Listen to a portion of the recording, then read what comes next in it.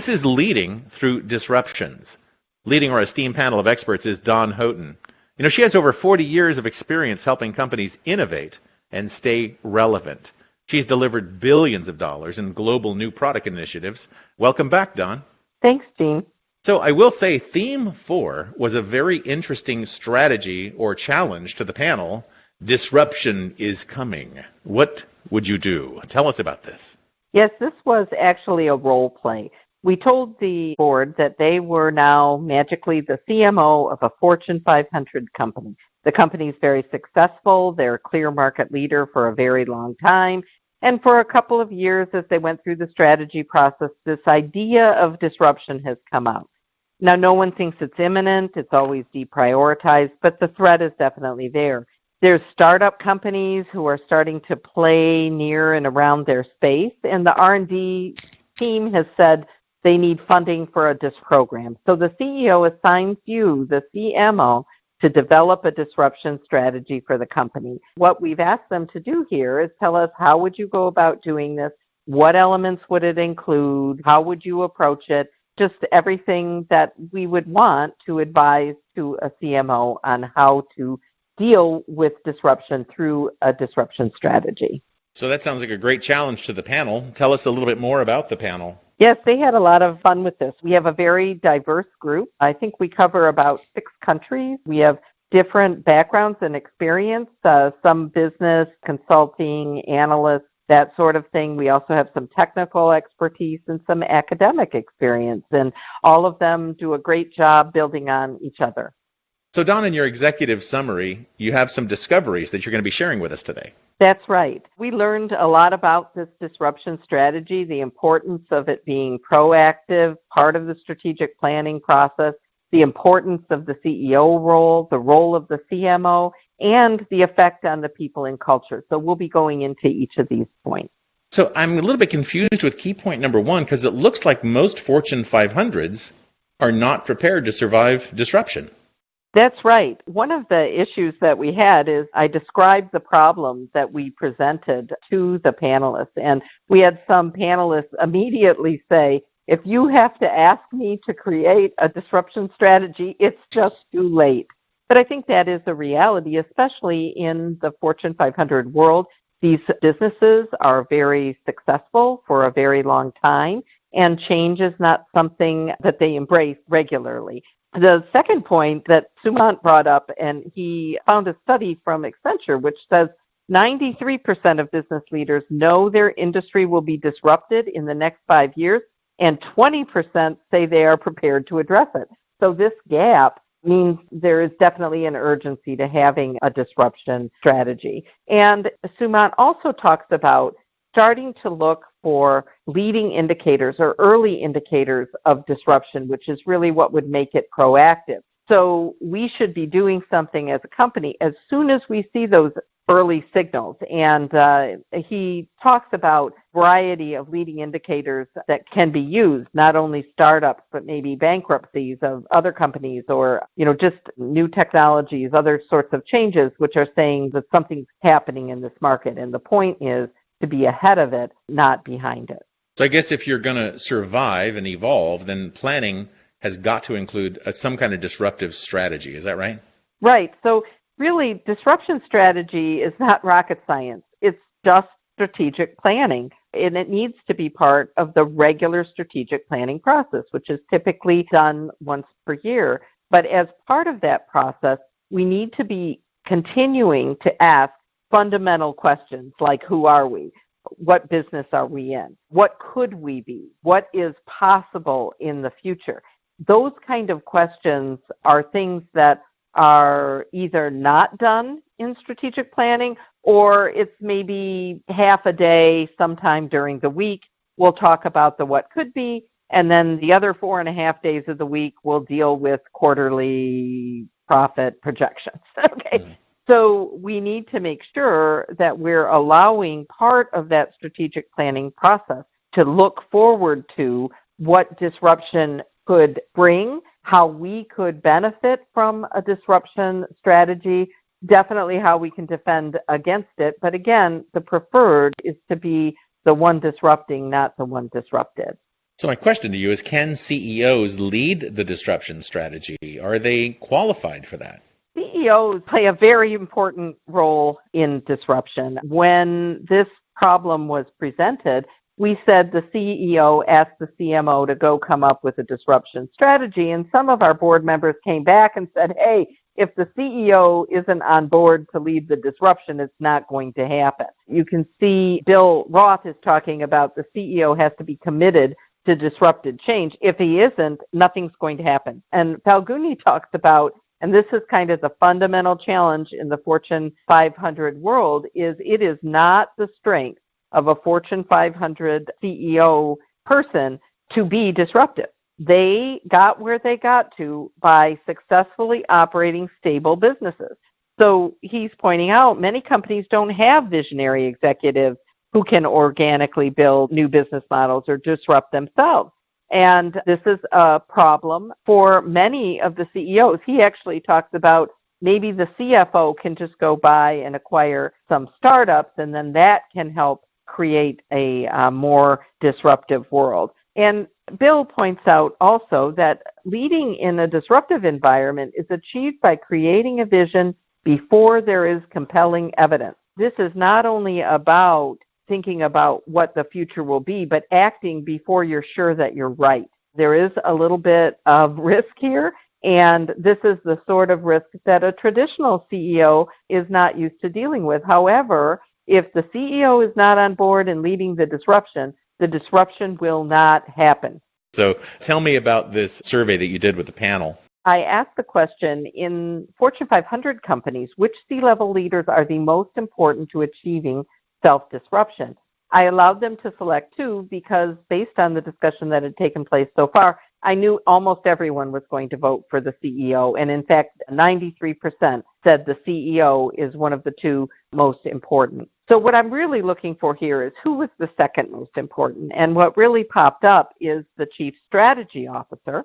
In other words, if it's a disruption strategy, obviously the strategy officer needs to be part of that. The CMO came up also, maybe because we kind of forced it, but clearly the CMO does play a role. Each other one of these has a logic to them as well. I didn't put in Chief Disruption Officer because I thought everybody would pick it just because it seemed like it must be the right answer. But that is a new office, C-level office that is starting up at different companies. But Chief Growth Officer is something that's come up in the past 5 or so years, which is something that the strategy and marketing have kind of morphed into, which is the objective of delivering growth to the corporation. So why don't we call it the Chief Growth Officer?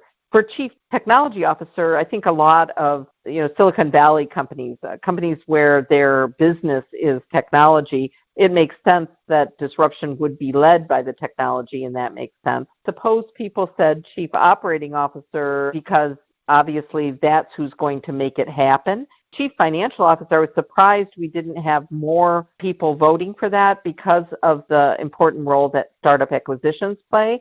CIO and the rest, I had thought maybe would get a vote or two just because of, for talent, the effect on culture or legal and compliance, how that is kind of famous for killing disruption or killing change and innovation because it's something different. Chief Knowledge Officer because it's about learning. But basically what I think we've learned here is that the CEO is definitely the most important, whether it's because they lead or they play a figurehead role in the leadership and then have strong support by strategy marketing. And then it's very important that someone in a strategy or marketing role are there kind of making it happen and leading the direction. So in key point number 4, you kind of get into this question of how vital is the CMO in driving disruption? Right. So everybody kind of accepts that it's the CMO who knows what the customer wants, who knows what problems they're trying to solve, and knows where disruption needs to happen. Because remember, a few themes ago, we talked about why disruption is happening. And the reason it happens is because there's a situation out in the marketplace where the customer needs are not being fully met, and there's a better solution. And when a better solution comes, it can totally disrupt the market. People will quickly stop doing what they're doing and start doing something totally new and different if it's a better solution.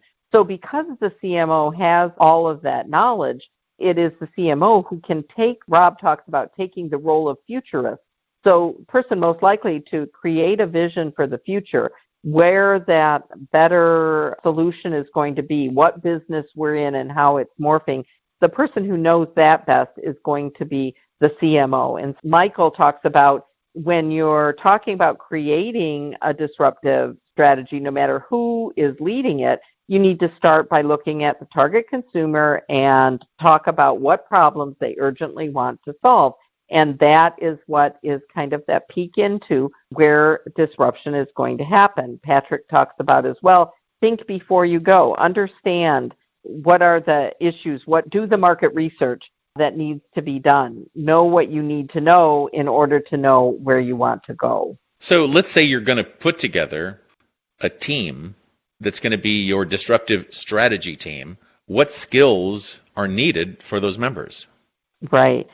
Who does the work kind of depends on what work we're talking about. You know, developing the strategy may be different than who is implementing the strategy. But one thing everyone agreed to was that there needs to be diversity, creativity, and entrepreneurial skills. Don talks about funding a skunk works team. There is 5 or 10 people team who are kind of set aside, protected from the rest of the company, and have a specific job to innovate and create something that will be, you know, entrepreneurial and different for the company. They report directly to a very high-level person like the CEO, and that is what helps provide kind of a catalyst for prospective change. Falguni talks about the importance of having the right people in place. And in this context, he was talking about creation of the strategy, that it was really important to have people who had soft people skills, who could communicate and debate, because this is going to be a controversial topic. But then he also talks to the point of it needs multifunctional attention. So finance planning, marketing, product design, technology, sales communication, project management. Now, Jay points out, if you're in fact reliant on internal people, you may be in trouble. So he talks about let the professionals handle this. And his point is what you need is a group of consultants who can come in from the outside, they can drive the process, and they can be more unbiased. Because, you know, the fact of the matter is we're in the business doing one thing, and a disruption is about doing another thing. And of course, we did have a bit of a lively discussion over whether consultants are a help or a hindrance in this process. But I think the point that he brings up here is important, that, you know, if you want to do this and you want to do this quickly, sometimes taking somebody from outside your environment and bringing them in can help facilitate change faster. Well, especially when you have really rigid corporate culture. And let's get into that, because how does a corporate culture evolve with disruptive innovation? Or does it just completely transform? Is there a quantum leap, or is there a way to make an evolution with your culture? Yeah. One of the things that everybody points out is if you have a very strong culture, and you've got to imagine a Fortune 500 company that's been around for a while, maybe 50, maybe 100 years, has a very strong culture. And it's a culture that has kind of helped shape who it is today. There's a saying, you do what you always do, you get what you always got. And a culture is kind of creates an operation and behaviors of the business that are the way they need to be to do what you've always done. Now, culture affects everybody in the company. Jacobs talks about needing a culture of innovation, learning, and change. Learning because you're accepting to learn new things, get new knowledge. Innovation because you're going to improve what you're kind of selling. And change to actually make all that happen. Bill talks about the internal disruption of it all. You know, when someone comes in and says, we used to make widgets and now we're just going to stream the idea of widgets. If you work on the widget line and you make the widget and the CEO tells you we're now going to stream the idea of widgets, I think you kind of know you're going to lose your job because the widget factory is going to shut down. You know, employees are not stupid, and the idea of true internal disruption is going to affect each and every person's job. So you're talking about job security. You're talking about a lot of other things that require a very strong HR plan or talent plan to make sure you have the right people and the right skills to do what needs to be done, and manages what he calls the saboteurs, or the corporate immune system, so that change can actually happen. Wow. I mean, we could just talk about this forever probably, but I guess we should move into a conclusion here. Tell us about your top 3 panel experts. We have a lot of great contributors. I think I looked at this past theme. I think we had 10 medal winners, which means a significant amount of contribution, a very active board. We're over 6,000 views. We have 127 followers. So all of that is very good signs of success.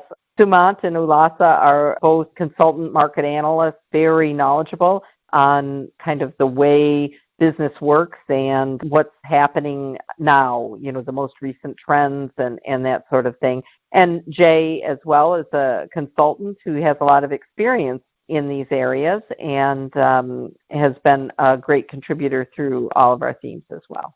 And where are we going next? Tell us about theme number 5, Dawn.